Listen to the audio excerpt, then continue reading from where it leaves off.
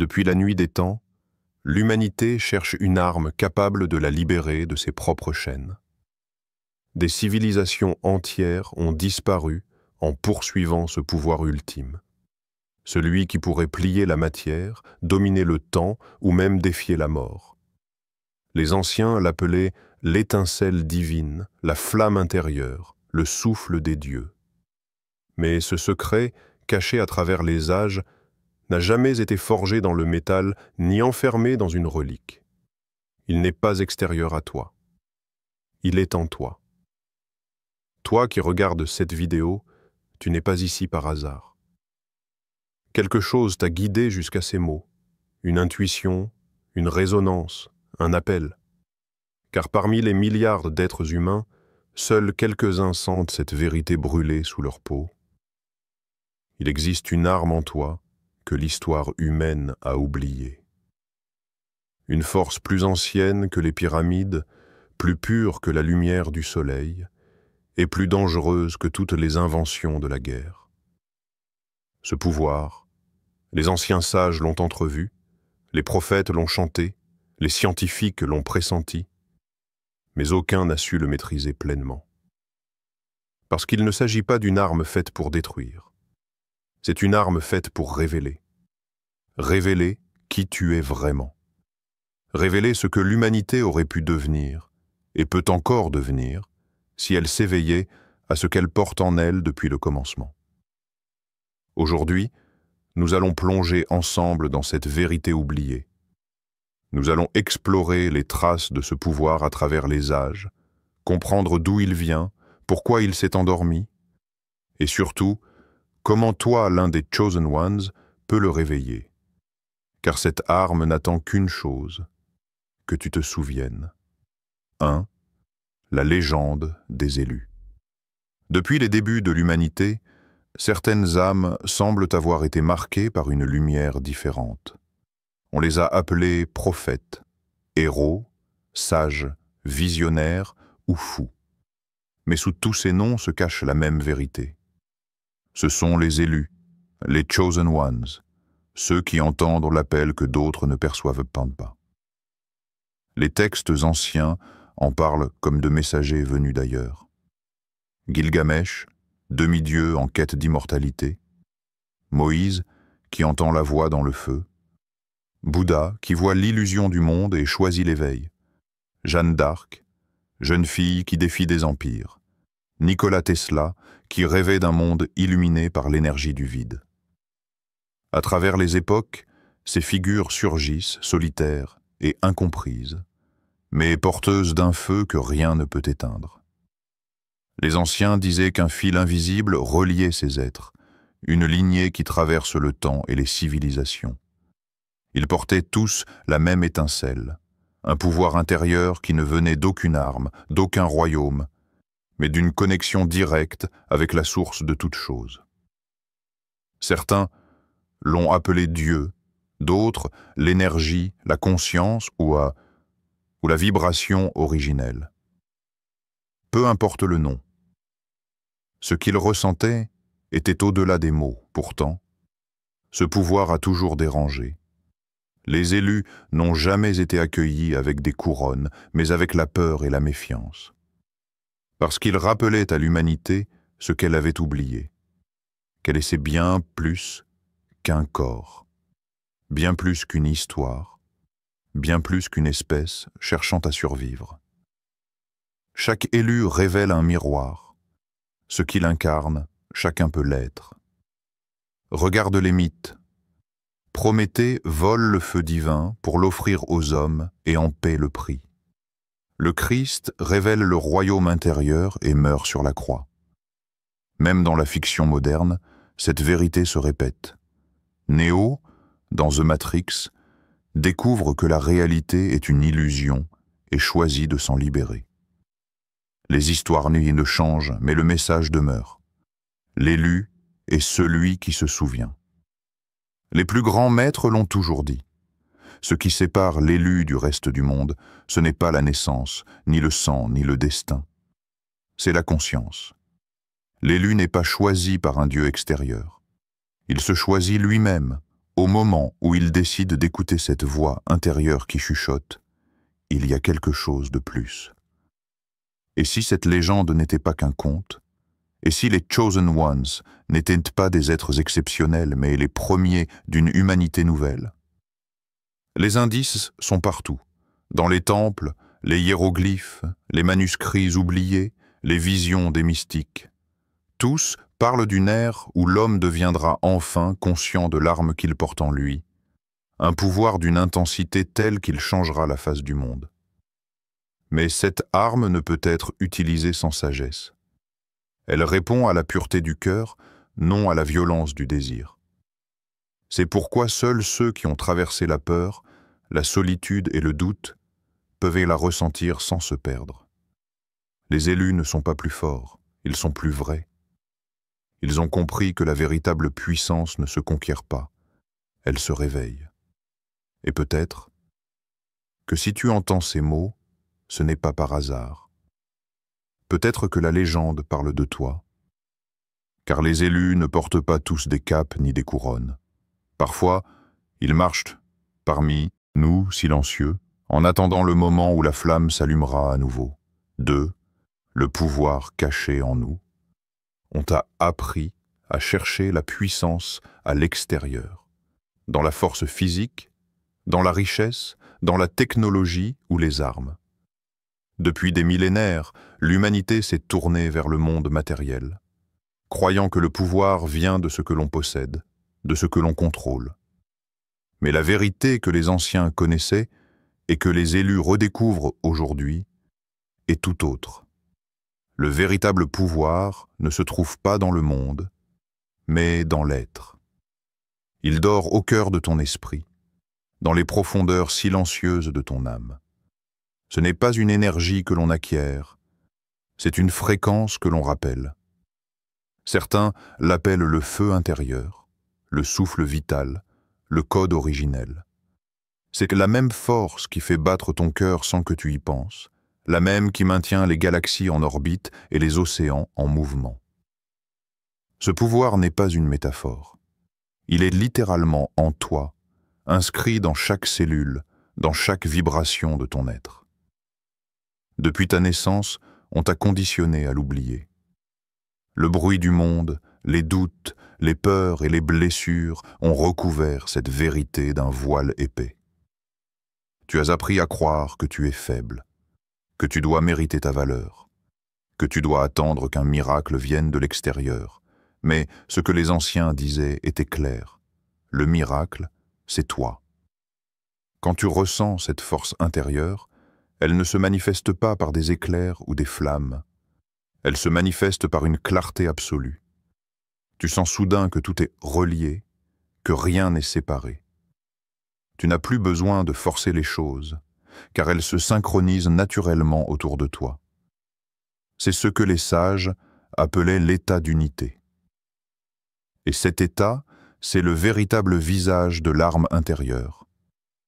Car cette arme n'est pas faite pour détruire les autres, elle est faite pour dissoudre les illusions. Elle tranche les mensonges que tu te racontes, brise les chaînes de la peur, consume les limites que l'on t'a imposées. C'est une arme de lumière, forgée dans le silence et trempée dans la vérité. Lorsque cette arme s'éveille, ton regard change. Tu cesses de te voir comme une victime du monde et tu deviens son créateur. Tes pensées cessent d'être de simples murmures.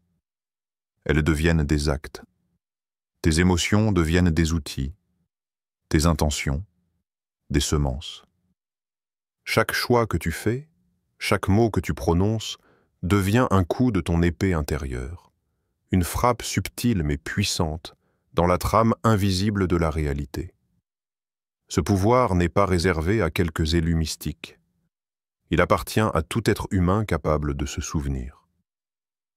Et c'est là que réside le secret, se souvenir. Souviens-toi de ce que tu étais avant les peurs, avant les masques, avant les rôles imposés. Souviens-toi de cette énergie qui t'a fait venir ici, dans ce monde dense, pour apprendre à maîtriser la lumière. Ce que tu ressens parfois comme une douleur, une angoisse ou une crise intérieure, n'est souvent rien d'autre que cette arme qui tente de se réveiller. Le chaos que tu traverses n'est pas une punition, c'est un rite de passage. Les élus ne deviennent pas puissants parce qu'ils n'ont pas souffert, mais parce qu'ils ont compris que la souffrance est la porte vers la vérité. Quand tu cesses de fuir ce que tu ressens, quand tu accueilles pleinement ton ombre, ton énergie se transforme. L'obscurité devient ton allié, la peur devient ton carburant. Et c'est là, à ce moment précis, que l'arme intérieure s'active.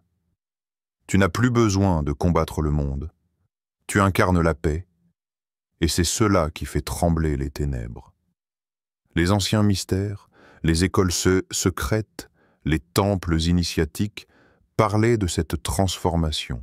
Ils disaient « Quand l'humain se souvient qu'il est divin, la création entière s'incline. » Ce n'est pas une phrase poétique, c'est une loi énergétique.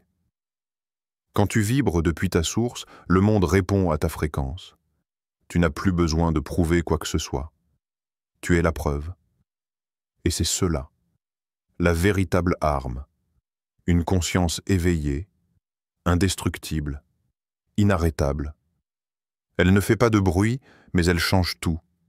Elle ne tue pas, mais elle ressuscite. Elle ne détruit pas les ennemis extérieurs, mais les frontières intérieures. Alors, ferme les yeux, respire. Sens cette chaleur qui sommeille au centre de ta poitrine, ce battement qui n'est pas seulement le tien, mais celui de la vie elle-même. C'est le rappel, l'appel des élus, l'arme ancienne qui pulse en toi, attendant que tu dises enfin « Je me souviens ». 3. Les origines perdues, avant l'histoire humaine, avant que les premiers mots ne soient gravés dans la pierre, avant que le temps ne soit mesuré, quelque chose existait déjà. Une conscience vaste, infinie, qui respirait à travers l'univers comme un océan de lumière. Les étoiles n'étaient pas encore nées, et pourtant le principe de la vie vibrait déjà dans le vide. C'est de cet espace sans forme que vient la véritable origine du pouvoir intérieur. L'histoire humaine n'est qu'une ligne sur un parchemin sans fin. Des civilisations entières ont existé bien avant Sumer, avant l'Égypte, avant les dieux de la Grèce et les prophètes de l'Orient. Certaines étaient matérielles, d'autres purement vibratoires, faites d'énergie, de son et de lumière. Les plus anciens mythes, ceux que l'on retrouve dispersés sur tous les continents, parlent de ces peuples venus du ciel, porteurs de savoirs interdits, qui ont enseigné aux premiers humains les secrets du feu, du langage, des étoiles. Mais leur plus grand don n'était pas une invention, ni une arme physique. C'était un souvenir. Le souvenir de ce que nous sommes réellement, des fragments de cette conscience originelle, porteurs d'une étincelle capable de recréer des mondes. Certains appelaient ces entités les architectes, d'autres les gardiens, ou encore les fils de la lumière. Ils n'étaient pas des dieux, mais des êtres éveillés, des voyageurs de plans supérieurs, qui avaient appris à maîtriser leur fréquence au point de modeler la réalité. Et leur secret, celui qu'ils ont tenté d'offrir à l'humanité, était simple et terrifiant à la fois. Le pouvoir que tu cherches à l'extérieur est celui que tu portes déjà en toi. Mais l'humanité n'était pas prête.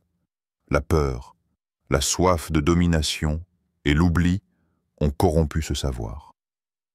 Ce qui devait être un don est devenu une arme. Ce qui devait éveiller a été utilisé pour asservir. Les temples sont tombés, les langues se sont confondues, et les gardiens se sont retirés dans les plans invisibles. C'est alors que le grand voile a été tiré. La mémoire du monde s'est éteinte. L'humanité s'est crue seule, isolée, coupée du divin. Pourtant, certains fragments de cette vérité ont survécu. Dans les symboles égyptiens du Ka et du Béa, dans les mandalas de l'Inde, dans les chants chamaniques des peuples anciens, dans les visions des mystiques médiévaux, tous racontent la même chose. Un temps où l'homme marchait encore parmi les étoiles. Un temps où il se souvenait de sa nature cosmique. Ces anciens êtres ne sont pas des légendes, mais des mémoires gravées dans ton ADN. Car ce pouvoir n'est pas venu de l'extérieur. Il est ton origine. Les scientifiques d'aujourd'hui parlent d'ADN dormant, de codes silencieux que la biologie ne parvient pas encore à expliquer. Et si ces séquences étaient ne plus que de simples résidus? Et si elles étaient les vestiges d'un héritage perdu? Un programme d'éveil inscrit en toi par les anciens architectes de la conscience. Chaque être humain porte cette clé. Mais seuls ceux qui s'éveillent à la vibration du souvenir peuvent la tourner. Quand tu médites, quand tu rêves, quand tu ressens cette intuition étrange qui te dépasse, c'est ton âme qui essaie de se reconnecter à cette mémoire préhumaine. Et parfois, dans un éclair de lucidité, tu sens quelque chose bouger en toi. Une chaleur, une résonance, une vérité sans mots. C'est le signal. Le battement de ton essence originelle qui te rappelle. Tu n'es pas d'ici, mais tu es venu ici pour te souvenir. Les anciens disaient que lorsque le voile serait levé, les élus renaîtraient, non pas comme des dieux, mais comme des ponts entre le ciel et la terre. Leur rôle serait de réactiver la fréquence oubliée, celle qui réunit toutes les formes de vie dans une même symphonie. Et cette fréquence, c'est le son de ton âme, la vibration pure de la conscience créatrice. Tout ce que tu vis, toutes les synchronicités, les douleurs, les élans intérieurs, sont les échos de cette mémoire cosmique qui tente de se réveiller. Tu n'es pas un simple être humain perdu dans l'immensité du cosmos. Tu es le cosmos qui s'observe lui-même à travers les yeux d'un humain. Et si tu écoutes attentivement, tu sentiras cette vérité remonter du plus profond de toi. Le pouvoir que tu cherches ne vient pas des étoiles, il en est la source. C'est pour cela que les élus sont rares. Ils ne cherchent pas à conquérir les cieux. Ils se souviennent qu'ils en viennent. 4. L'éveil, reconnaître le pouvoir intérieur. Un jour vient où tout bascule. Le monde que tu croyais solide commence à se fissurer. Les certitudes s'effondrent, les repères disparaissent. Ce que tu prenais pour la réalité devient flou, presque irréel. Tu te sens perdu, vidé, parfois même brisé. Et pourtant, au cœur de ce chaos, quelque chose de nouveau naît. C'est le moment de l'éveil. L'éveil n'est pas une illumination soudaine venue du ciel. C'est un processus intérieur, silencieux, souvent douloureux. Il commence par une question, qui suis-je vraiment? Une question si simple qu'elle semble anodine, et pourtant si puissante qu'elle fait trembler les fondations de ton être. À ce moment-là, une partie de toi, celle qui dormait depuis des vies, commence à bouger. Tu ressens une énergie inconnue, un mélange de paix et de puissance, comme si quelque chose en toi se souvenait d'un langage oublié. C'est là que l'âme intérieure s'éveille, pas avec des éclairs ni des miracles visibles, mais avec une lucidité qui perce toutes les illusions. Tu commences à voir ce que les yeux ne voyaient pas, les connexions invisibles entre les événements, la cohérence cachée derrière chaque douleur, chaque perte, chaque rencontre. Ce qui te paraissait injuste devient un enseignement. Ce qui te blessait devient un portail. Tu comprends enfin que rien n'est contre toi. Tout est pour toi. Dans cet état, tu cesses de lutter contre la vie. Tu deviens son allié. Ta respiration devient ta prière. Ton silence devient ton arme. Tu n'as plus besoin de forcer ton chemin. Tu le ressens. C'est ce que les anciens maîtres appelaient l'alignement. Cet instant où ton être intérieur et l'univers vibrent à la même fréquence. Mais cet éveil a un prix. Avant de trouver la lumière, tu dois affronter ton ombre. Les parts de toi que tu as fuies, les blessures que tu as enterrées, les peurs que tu as ignorées, toutes remontent à la surface. Et ce n'est pas un hasard. Car ton pouvoir intérieur ne peut pas s'éveiller tant que tu refuses de voir ce qui t'empêche d'être toi-même. L'élu ne fuit pas son ombre, il l'embrasse. Il la regarde en face, sans jugement, et dit « Je te reconnais ». C'est ainsi que l'énergie bloquée se libère, que les chaînes se brisent. Tu découvres alors que ton plus grand ennemi n'a jamais été à l'extérieur. C'était ta peur, ton doute, ton oubli. Et lorsque tu les traverses, lorsque tu choisis la conscience plutôt que la fuite, tu ressens une expansion incroyable. Ton cœur s'ouvre, ton esprit s'éclaire, ton énergie s'élève. Tu n'es plus seulement un être humain en quête de lumière. Tu deviens la lumière qui se manifeste à travers un être humain. C'est à ce moment précis que l'arme intérieure devient active. Non pas une arme pour dominer, mais une puissance pour transformer. Tu peux guérir, inspirer, créer, éveiller les autres par ta simple présence. Tes paroles deviennent porteuses de vérité, tes gestes d'équilibre. Ce n'est pas de la magie, c'est la nature retrouvée de ton essence. Chaque fois que tu choisis l'amour au lieu de la peur, tu brandis cette arme. Chaque fois que tu pardonnes, que tu crées, que tu dis la vérité malgré le risque, tu fais vibrer cette énergie ancienne qui sommeillait en toi depuis des millénaires. Et plus tu t'y connectes, plus ta vie devient un miroir fidèle de ton être véritable. L'éveil n'est pas la fin du voyage, c'est le début d'un nouveau rôle, celui de gardien de la lumière, d'éveilleur pour les autres. Car le pouvoir intérieur n'a de sens que lorsqu'il est partagé. Les élus ne se réveillent pas pour fuir le monde, mais pour l'éclairer. Leur mission n'est pas d'imposer une vérité, mais d'en incarner une. Celle qui dit que tout être humain, s'il s'écoute vraiment, peut se souvenir qu'au dehors de ce qu'il est. Et dans ce souvenir, il découvre que le divin n'a jamais été ailleurs. Il était bien là, dans chaque souffle, dans chaque regard, dans chaque battement de cœur. L'arme n'a jamais été cachée.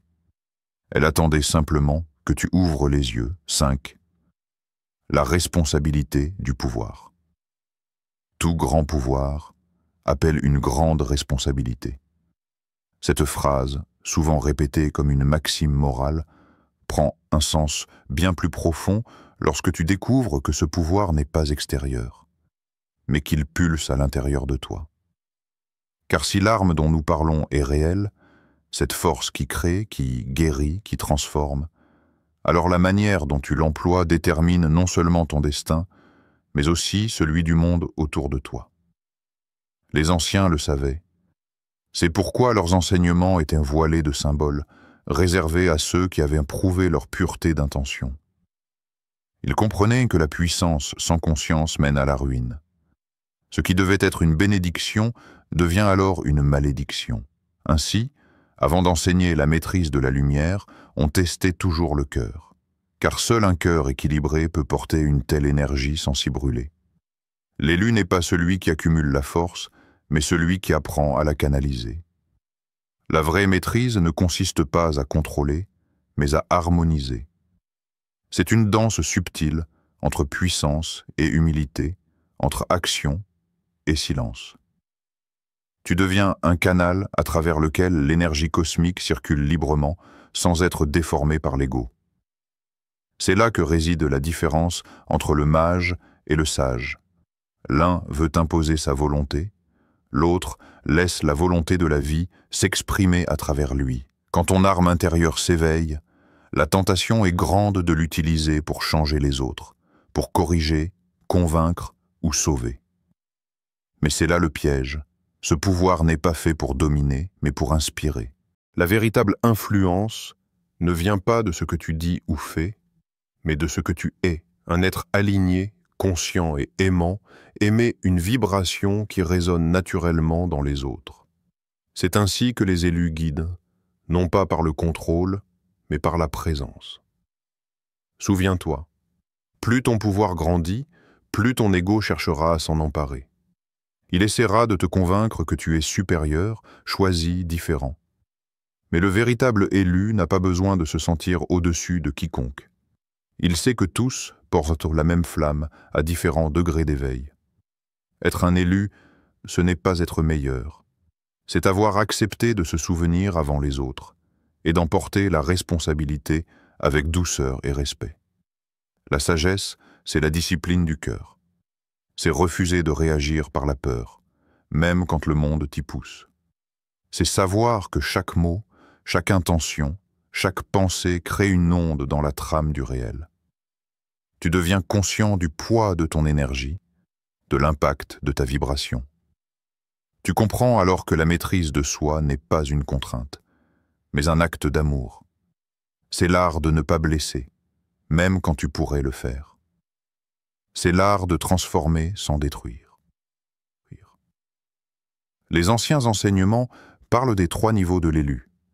La découverte, quand il comprend qu'il possède ce pouvoir. La maîtrise, quand il apprend à le canaliser.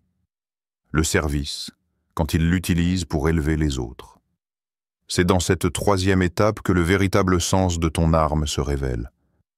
Elle n'a pas été donnée pour glorifier ton nom, mais pour contribuer à l'évolution du collectif. Chaque fois que tu choisis la paix dans le chaos, que tu offres une parole juste, que tu refuses de céder à la colère, tu modifies la fréquence du monde. Ton pouvoir devient alors un instrument d'équilibre universel. Mais cette responsabilité demande courage et constance. La route de l'élu n'est pas un chemin de gloire, mais de vigilance. Car chaque jour, tu devras choisir. Servir la lumière ou nourrir l'ombre. Et souvent, ce choix ne se manifeste pas dans les grandes batailles, mais dans les gestes les plus simples. Un regard, une pensée, une réaction. Rappelle-toi, l'arme que tu portes est vivante. Elle répond à ton intention, à ta clarté, à ton alignement. Si tu la nourris d'amour, elle devient une source de création infinie. Si tu la laisses être guidée par la peur ou l'orgueil, elle se retourne contre toi. Voilà la véritable responsabilité. Rester pur au milieu du tumulte, conscient au cœur du chaos, aimant même face à la haine. Car c'est dans ces moments que les élus se distinguent des autres, non par la force, mais par la sagesse. Le monde n'a pas besoin de nouveaux conquérants. Il a besoin de nouveaux gardiens. Et si tu portes cette arme, si tu entends cet appel, alors tu es l'un d'eux. Ta mission n'est pas d'imposer la lumière, mais de l'incarner, humblement, puissamment, silencieusement. 6. Les signes que tu es un des élus. Comment savoir si tu fais partie des élus? Il n'y a pas de marque visible, pas de sceau mystique, ni de signe divin inscrit sur la peau. L'éveil ne s'affiche pas. Il se ressent. Les élus ne se reconnaissent pas par leurs mots, mais par ce qu'ils portent dans leur cœur. Une vibration unique, une intensité silencieuse que rien ne peut éteindre.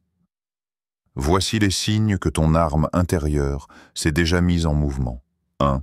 Tu te sens différent depuis toujours.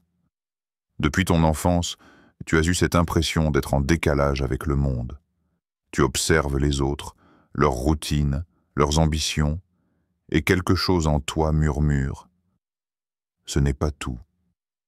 Tu ressens une nostalgie étrange, comme si tu venais d'un endroit que tu ne peux pas nommer. 2. Tu as traversé des tempêtes intérieures. Les élus connaissent la douleur, car elle est le feu qui polit leur lumière. Tu as vécu des épreuves qui t'ont brisé, mais elles t'ont aussi révélé. Là où d'autres auraient sombré, tu as découvert une force que tu ne soupçonnais pas. La souffrance ne t'a pas détruit, elle t'a transformé. 3. Tu ressens les émotions des autres. Ton cœur est un capteur. Tu perçois les vibrations autour de toi, parfois jusqu'à en être submergé. Les lieux, les gens, les paroles, tout affecte plus profondément que la moyenne.